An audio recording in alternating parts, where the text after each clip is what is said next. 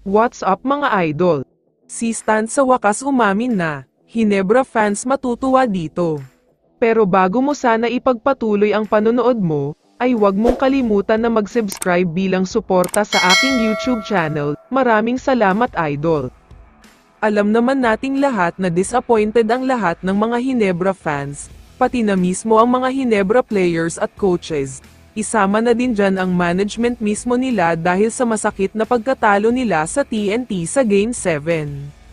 Akala ng lahat ay makakakuha na ng kampyonato ang Barangay Hinebra. Alam naman kasi natin na injured ang superstar ng TNT na si Jason Castro, hindi nga ito nakapaglaro pero natalo pa din ang Hinebra.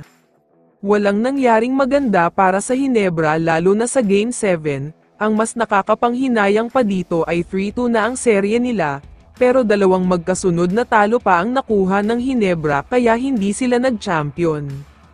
Pero para sa mga Hinebra fans, huwag na kayong masyadong malungkot, dahil may isang player na posibleng magbabalik na sa team. Ito nga ay walang iba kundi ang tinaguriang The Bulldozer na si Christian Standhardinger. Ayon kasi sa mga reports, mismong si Coach Tim na daw ang pumunta kay Christian Standhardinger para makipag-usap. Kakalimutan na nga daw nila ang naging away nila at hindi pagkakaintindihan noon basta bumalik lang siya. Sobrang kailangan daw kasi ang isang si Stan sa team nila ngayon, lalo pat wala na si Justin Brownlee na maaasahan kapag kailangan ng puntos. Ngayon kasi ay walang malakas ng loob sa Hinebra, lahat ay natatakot tumira.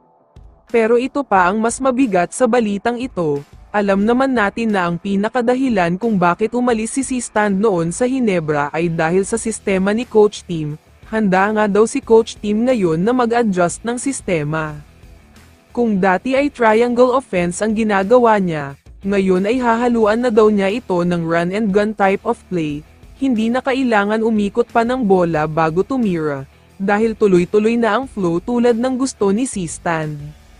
Sa tingin ko ay tama lang talaga dito, dahil kung titignan natin ang mga players ng Hinebra, lahat sila ay malalakas, magagaling at matindi talaga, pero nawawala lang ang laro nila dahil sa triangle system ni Coach Tim. Mga players tulad ni si Stan, Abarrientos, Malonzo at iba pa ay mas effective sa takbuhan, hindi sila effective kapag kailangan pa umikot ng bola at maghanap ng libre. Kaya dahil sa adjustment ni Coach Tim ay mas may chance sila mag-champion ngayon. Kaya naman kung ikaw ang tatanungin idol, gusto nyo bang bumalik si Stan?